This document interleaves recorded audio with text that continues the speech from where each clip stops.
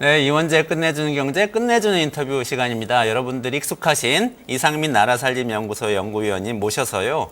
윤석열 대통령이 감세정책 발표하면서 또 세수결손은 굉장히 많이 났다고 하고, 그러면서 이제 지방정부에서는 또 불용액이 많이 늘어나서 돈을 못 썼다는 이야기도 들려오고 여러 가지 얘기가 있는데 이 규모가 수십조 원 단위라서 이 어떻게 이해해야 될지 좀 체계적으로 그 이해가 필요한 상황인 것 같습니다. 그리고 이게 재정에 파국이 오는 거 아닌가 이런 위기감도 들고 여러 가지 생각이 드는데 오늘 좀 이 상황이 어떤지 자세하게 설명을 해주시고 앞으로 전망을 좀 말씀을 해주시도록 또 특별히 모셨습니다. 네, 안녕하세요. 어서 오세요. 예, 네, 안녕하세요. 안녕하세요.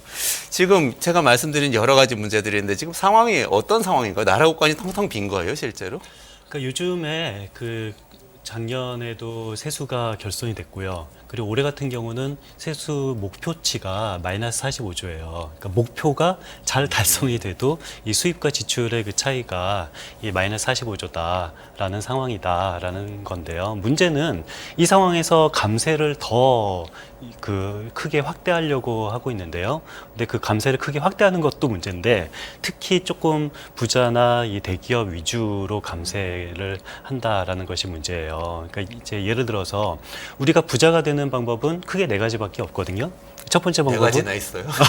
이게 있죠. 왜냐하면 첫 번째 방법은 일을 해서 부자가 되는 방법. 그러니까 일을 해서 부자가 된다는 얘기는 근로소득이나 아니면은 사업소득 통해서 부자가 되는 방법. 이게 첫 번째 방법이고요. 두 번째 방법은 뭐겠습니까? 주식을 투자해서 투자. 이 부자가 되는 방법이 있고요. 세 번째 방법은 부동산이 올라서 부자가 되는 방법이 있고 네 번째 방법은 뭘까 있을까요? 상속을 받아서 부자가 되는 방법. 이 네 가지 방법밖에 없죠. 자, 그런데 이 네 가지 방법 중에서 다 세금을 내는 부분이 소득 있는 곳에 세금이 있다고 알려져 있지만 어떤 부분은 세금을 많이 내지만 어떤 부분은 사실상 세금을 거의 안 내요. 첫 번째 방법은 세금을 내죠. 우리가 노동을 해서 사업을 해서 부자가 되면 세금 많이 냅니다. 유리지갑이잖아요. 예, 그렇죠. 직장인들도 유리지갑이지만 요즘은 사업소득도 많이 파악이 사업자들도 거의 유리지갑이에요. 왜냐하면 거의 그 신용카드만 쓰잖아요. 그래서 우리는 이 노동을 해서 사업해서 돈 벌면은 세금을 내죠. 근데 두 번째 방법은 이 주식 투자에서 이득을 받는 방법이 있죠. 현재는 주식 투자에서 돈을 벌면은 세금을 안 내요. 기본적으로 세금을 내고 있지 않습니다. 그런데 이것을 20년도에 여야가 합의를 해서 금투세라고 하죠. 그래서 한 상위 1% 정도, 그러니까 연간 5천만 원 정도 소득이 나는 상위 1% 정도는 이게 세금을 내자. 99%는 여전히 세금 내지 말고 상위 1%만 세금을 내자라는 그런 금투세를 이제 폐지를 하겠다라고 윤석열 대통령께서 말을 했고요. 그리고 세 번째 방법이 이 부동산, 이 양도차익인데요. 현재 1세대 1주택 같은 경우는 12억 원까지는 이 양도차익이 생겨도 세금을 내고 있지 않고 있고요. 그리고 네 번째, 이게 상속을 통해서 부자가 되는 방법이잖아요. 근데 이 상속세를 조금 더 완화했으면 좋겠다라는 이 얘기를 윤석열 대통령이 최근에 했죠.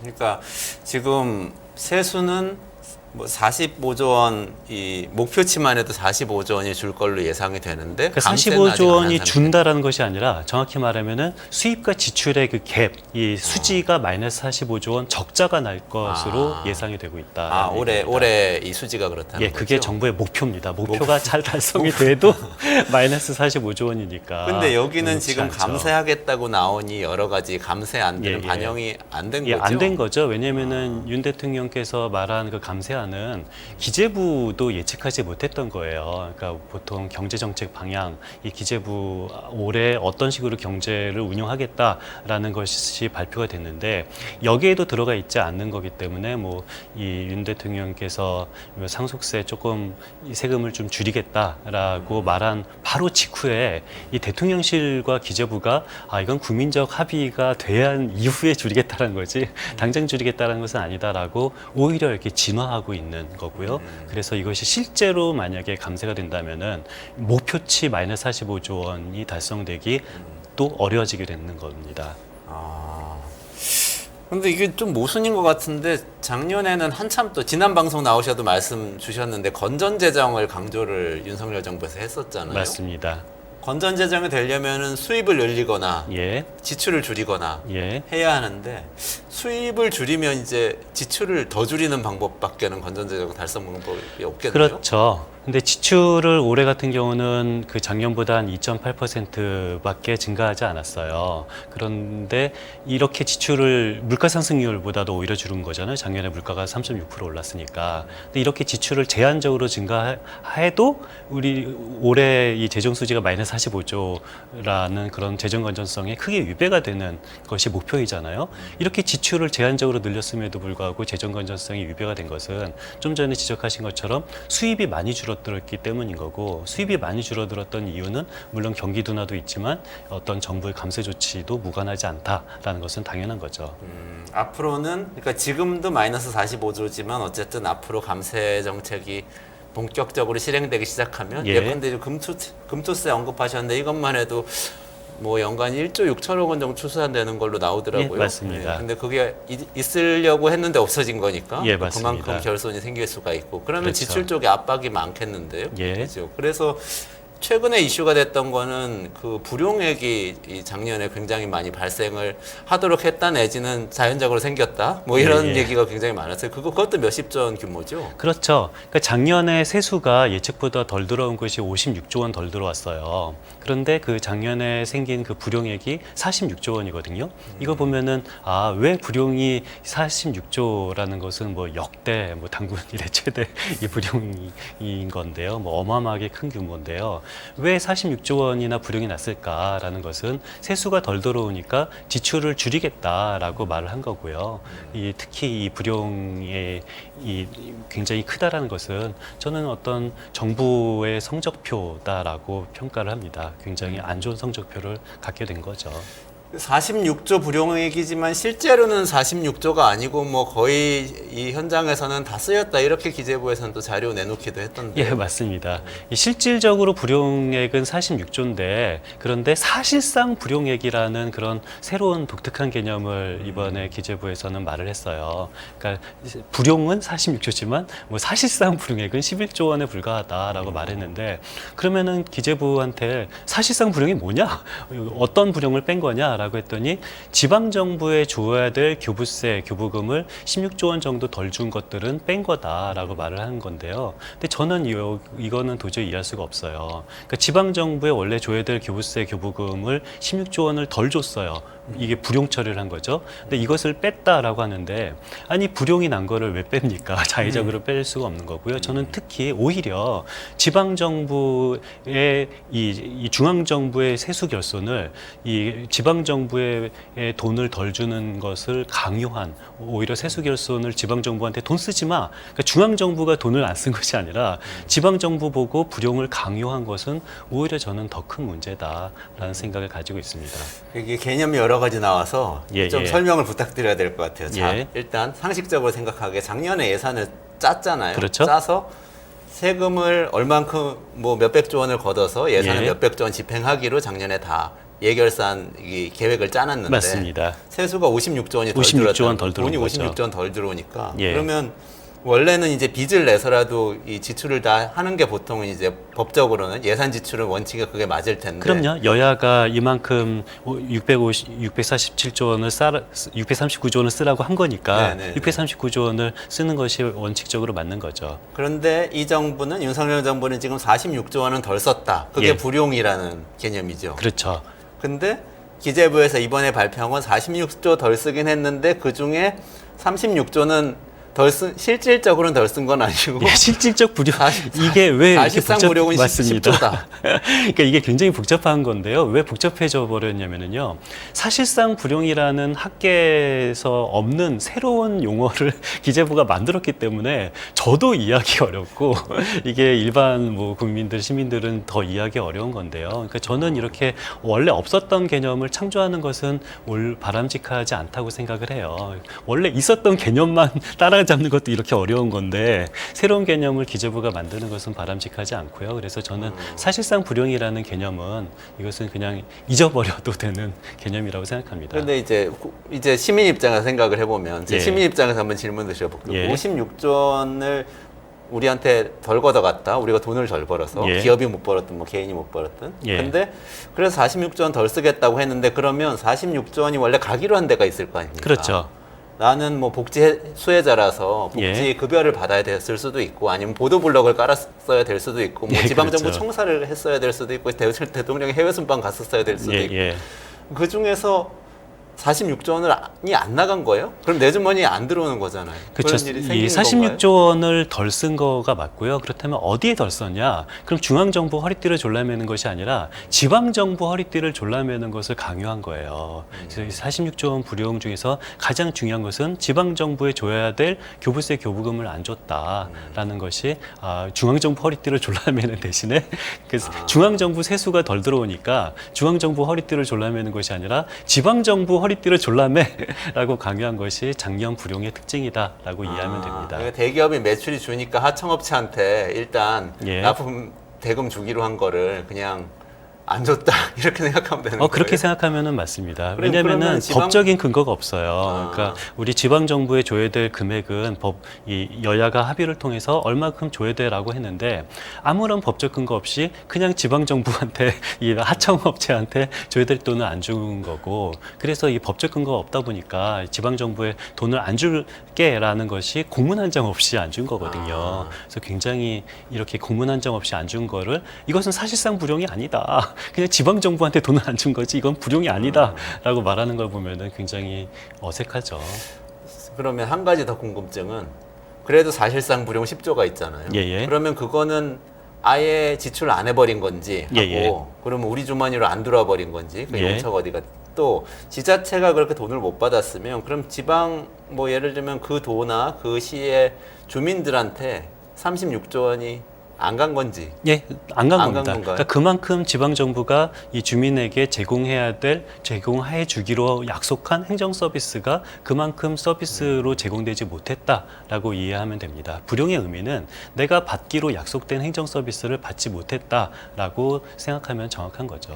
그러면은 그게 이제 결국은 우리 시민들한테 왔어야 될 돈이 안 왔다는 뜻이니까 그러면 예. 그걸로 우리가 밥도 사 먹고 뭐 회식도 하고 뭐 물건도 사고 여행도 가고 막 했어야 될 돈이잖아요. 사실 예, 그렇죠. 어떻게 보면 돌고 돌아서 그게 내수 경기하고 연결이 되는 거 아니에요? 요즘 뭐 그럼요. 밤에 나가면 뭐 사람 아무도 없고 다 그렇다고 그러는데 이미 작년부터 계속 돈을 안 썼다는 의미가 되잖아요. 이 질문이 저는 굉장히 중요한 질문이라고 생각하는데요. 정부가 돈 안 쓰면은 뭐 그만큼 뭐 세금이 줄어드는 거 아니냐라고 오해할 수가 있어요. 그런데 정부가 돈을 안 쓰면은 내수 경기가 안 좋아지는 거거든요. 작년에 우리나라 경제 성장률이 1.4%에 불과했어요. 그러니까 이 일본 경제 성장률이나 선진국 평균 경제 성장률보다 오히려 더 굉장히 낮은 경제 성장률에 지나지 않았는데 왜 이렇게 경제 성장하지 않았냐 내부를 분석을 해보면은 수출이 그렇게 나쁘지 않았어요. 작년 3분기부터는 수출은 살아났고 그럼 내수가 문제인데 내수가 왜 이렇게 안 좋냐라고 보면은 민간 소비는 그래도 나름 플러스로 선전을 했지만 뭐 좋진 않지만 그래도 겨우 플러스로 유지를 했는데 정부 지출이 줄어들어서 내수 경기를 발목을 잡았다. 그래서 작년에 낮은 경제 성장률의 가장 근원은 정부 지출이 줄어드는 거고 정부 지출이 줄어들어서 내수가 안 좋고 내수가 안 좋으니까 세수입이 또 안 들어오고 세수입이 안 들어오니까 정부가 지출을 더 줄이고 정부가 지출을 줄이니까 내수가 더 안 좋아지고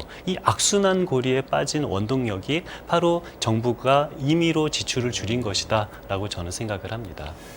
그러면은 올해도 말씀하신 대로 이 45조 원 마이너스 이 결손이 나고 이 적자가 나고 그렇게 지출을 그러면 지출을 그래도 하니까 적자가 나는 거긴 한데 예. 그래도 올해는 작년에 비해서는 적절하게 지출을 하면서 내수 경기를 좀 조절을 하겠다는 건가요? 아니면 올해도 훨씬 이게 작년에 비해서도 긴축이 될 가능성이 있는 건가요? 작년보다 지출은 긴축이죠. 왜냐하면은 작년에 물가 상승률보다도 오히려 작년보다 올해가 2.8%밖에 지출 증가가 없으니까 뭐 긴축한 건 맞는데 근데 문제는 이렇게 지출을 긴축을 하면은 재정 건전성이라도 확보가 되어야 되는데 수입은 작년보다 2% 이상 줄어들어요. 그래서 수입이 줄어서 재정 건전성이 더 나빠지는 이런 상황이 바로 올해 마이너스 45조 원 재정 적자의 의미입니다. 아, 그렇군요.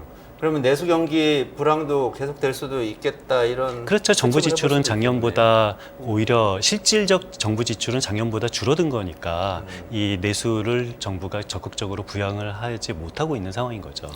일본 예를 아까 드셨는데 일본에서는 재정 지출을 그럼 적극적으로 하면서 그래도 이번에 좀 경제 성장률 관리가 된 건가요? 그럼요. 예. 아, 그래요? 일본 경제 성장률이 좋아진 것은 일본이 적극적인 재정 지출 덕이다라고 평가되고 있습니다. 그렇군요. 정부에서 특히 기재부에서 설명하기로는 또 이런 부분도 있었어요.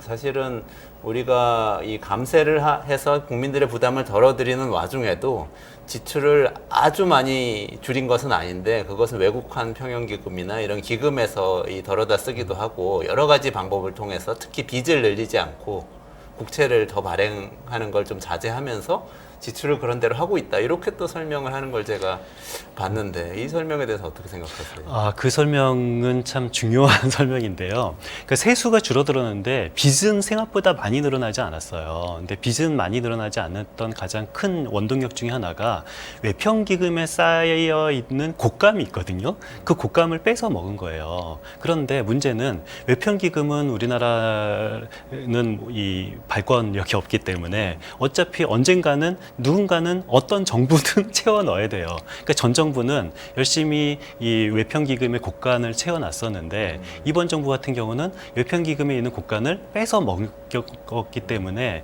이 국가부채 발행은 그래도 그렇게 많이 발행하지는 않았죠. 문제는 이번 정부 외평기금에 있는 곶감을 빼서 먹으면은 다음 정부는 언젠가 이 곶감을 채워 넣을 수밖에 없는 거거든요. 그렇다면은 이 정부는 재정 건전성을 말하면서 실질적으로 지키는 것은 재정 건전성을 지키는 것이 아니라 재정 건전성 지표만 관리하고 있습니다. 국가 부채를 추가로 발행하지 않는 방법은 그냥 여태까지 쌓여 있었던 곶감 빼먹기다라고 이해할 수가 있는 거죠. 그러니까 그 외국환 평형기금이란 게 IMF 이후에 우리가 달러가 부족해서 그때 국가가 부도 상태가 된 거 아니냐 그러면서 예, 확충을 해놓은 그 기금이죠. 맞습니다. 그게 규모가 이제 정확히 생각이 안 나는데 수백조 원 규모가 됐던 것 같고 그렇죠. 수백조 원 규모가 되는 거고요. 네. 그러니까 우리나라는 달러 또는 뭐 금 같은 외화 자산을 반드시 보유를 해야만 돼요. 이 원화를 쓰는 나라이기 때문에. 그런데 우리가 달러를 무슨 돈으로 사냐라고 했을 때 국가 부채를 발행을 해서 한쪽에는 국가 부채가 쌓이고 이 다른 쪽에서는 달러라는 자산이 쌓이는 거거든요. 네. 그래서 이 외국환 평형기금에 있는 달러 자산은 뭐 100% 국가 부채를 통해서 쌓아놓은 자산이다라고 생각하면 되는데 그런데 여태까지 쌓여있던 외평기금에 있는 돈을 빼먹으니까 새롭게 국가 부채는 발행되진 않지만 이제 미래 정부가 이 새로 국가 부채를 발행을 해서 외평기금에 있는 곶감을 채워 넣을 수밖에 없는 그런 환경이 되는 겁니다. 그러면은 미래의 정부한테 빚을 떠넘긴 건가요? 그렇게 되는 거죠. 그래서 이 정부는 이 재정 지표, 이 국가 부채를 발행하지 않는 그 재정 지표만 좋아지는 거고 실질적으로 재정 건전성은 전혀 좋아지지 않는 거죠. 헐어서 쓴 다음에 그거는 채워낼 때는 세금으로 채워넣으면 안 되나요? 세금으로 채워넣는 것은 아니고요. 반드시 이게 국가 부채를 발행을 하는 것이 맞고요. 왜냐면은 우리나라 세금이 한 해에 한 400조 원 정도 거쳐요.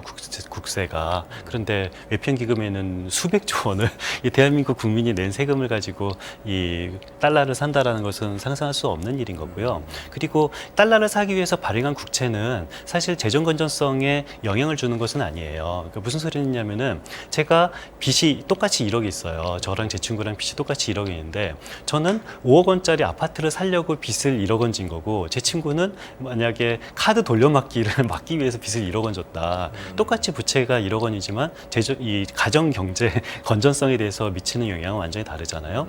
마찬가지로 달러를 사기 위해서 발행하는 부채는 이 국가 부채에 이 통계적으로는 국가 부채에 포함되지만 이거는 재정 건전성에 영향을 주는 부채도 아니고 우리 미래 세대가 갚아야 되는 부채도 아니에요. 왜냐면은 달러 자산 자체가 부채 상환 능력을 갖고 있기 때문에 그렇기 때문에 이 달러를 사는 자산의 원천은 국민의 세금이 아니라 국가 부채를 통해서 달러를 조달하는 것이 원칙에 맞습니다. 그렇군요. 그러니까 우리나라에서 국가 부채 논의할 때 그게 항상 빠져 있는 것 같았어요. 국가 부채를 우리가 국채를 발행해서 빚을 지는데 국가가 그 빚을 가지고 뭘 하냐? 그래서 무슨 자산을 구입해서 갖고 있으면 사실은 빚이란 건 큰 문제가 없는 건데 그건지 아니면 그냥 써버린 건지 여기에 대한 구분도 없고 그리고 빚을 낼 때 이게 외국 가가지고 뭐 미국한테 빌려온 거인 경우하고 국내에 있는 이 내국인한테 빌려온 거인 경우하고 또 다르잖아요. 내국인의 경우엔 미래가 돼서 갚게 되더라도 내국인들끼리 이렇게 주고받으면 되니까 사실 정부는 뭐 좀 부담이 되겠지만 국민들한테는 큰 문제가 안 되는데 이거 구분을 안 하고 너무 많이 논의를 하는 굉장히 것 같아요. 좋은 지적인데요. 그래서 저는 순부채라는 개념을 즐겼어요. 순부채라는 것은 뭐냐면은 대응되는 자산이 없는 순수한 부채입니다. 그래서 제가 부채가 10억이지만 20억짜리 아파트를 가지고 있다라고 하면은 저는 뭐 10억 부채지만 그렇게 크게 위험하지 않잖아요. 마찬가지로 국가 부채를 비교할 때도 우리나라 같은 경우는 순부채가 대단히 작아요. 왜냐하면 우리나라 같은 경우는 이 기축통화 국가가 아니잖아요. 기축통화 국가가 아니어서 외화 자산을 굉장히 많이 보유한 국가인 거고 우리나라가 국가 부채를 발행을 해서 상당 부분 하는 것이 무엇이냐? 달러를 사는데 우리나라 이 국가 부채를 발행하는 상당수는 달러를 사기 위해서 국가 부채를 발행을 해요. 그래서 오히려 우리나라는 이 기축통화 국가가 아니기 때문에 우리나라는 전체 부채 대비 순부채 비율이 굉장히 낮은 국가입니다. 그렇군요. 역시 일단 외평채 이 문제는 외국 환평연계금 문제는 결국은 이번 정부가 다음 정부한테 국채 발행을 이연시키는 그런 효과를 예, 준 것이다. 정확한 요약입니다. 해석을 해주신 것 같고요. 예. 또 한 가지 걱정되는 게 있어요. 지금 요건 이제 당장 세수 결손보다는 감세 문제인데 감세를 이렇게 하는데 사실 우리 고령화가 진행되니까 복지 수요가 많아지잖아요. 그렇죠. 근데 복지는 사실 아까 달러 사고 이런 문제하고는 좀 다르게 사실은 쓰면 없어지는 거죠, 사실. 맞습니다. 어르신들이 뭐 연금 받으면 생계 유지하는데 쓰셔야 되고 그러니까 이거를 국채 발행해서 하기 시작하면 이제 국채가 진짜 천정부지로 막 높아질 수도 맞습니다. 있는. 그러면 이제 세금을 늘려야 되는 상황이 올 수가 있는데 예. 이렇게 감세해 놓으면 나중에 다시 증세하기 어렵지 않아요? 그렇죠. 이 세금이라는 것은 정치적으로 굉장히 중요한 어떤 정치적 액션이기 때문에 이 세금을 깎아주는 것은 너무도 쉬워요. 아무나 어떤 정치인이든지 세금을 깎는 정책을 내놓기는 쉬운데 세금을 올리는 정책을 만드는 것은 이거는 정권을 잃을 그런 이 각오를 하지 않고서는 세금을 올리는 것은 굉장히 어려운 일이잖아요. 그런데 우리나라는 억지로 복지를 늘리겠다라는 의지가 없다 하더라도 저출생 고령화 때문에 자동으로 복지 수요는 많아질 수밖에 없습니다. 자동으로 복지 수요는 많아질 수밖에 없다면은 어느 정도의 세수를 마련을 할 수밖에 없는데 이것이 한번 감세를 하기 시작을 하면은 나중에 어떤 정부가 어떤 방식으로 이 세수를 마련을 해야 될지는 차기 정부에 미루는 거죠. 아, 국채도 차기 정부를 미루고 이 증세도 차기 정부를 미루는 게 되는 건가요? 그렇게 되는 거죠. 저는 뭐 이 정부가 증세까지 하기를 바라지는 않지만요. 어떤 감세가 좀 너무 지나치다라는 생각을 갖고 있고요. 그런데 감세를 하더라도 아까 제가 말씀드렸던 네 가지 부재가 되는 네 가지 방법 중에서 특히 뭐 상속세를 줄이겠다라는 식으로 이 말씀을 하시고 그리고 금융투자를 줄이겠다, 없애겠다, 금투세를 폐지하겠다라는 말을 해서 좀 특히 고소득층의 감세 위주로 이 감세를 하려고 한다라는 것에 우려를 가지고 있습니다. 고소득층 감세를 하면서 꽃감을 빼먹은 다음에 차기 정부가 그 꽃감을 채워 넣을 수밖에 없게 만들고 예, 그럴 수밖에 없는 거죠. 또 외평기금 꽃감을 빼먹은 다음에 차기 정부가 빚을 늘려서 또 채워 넣을 수밖에 없게 만들고 맞습니다.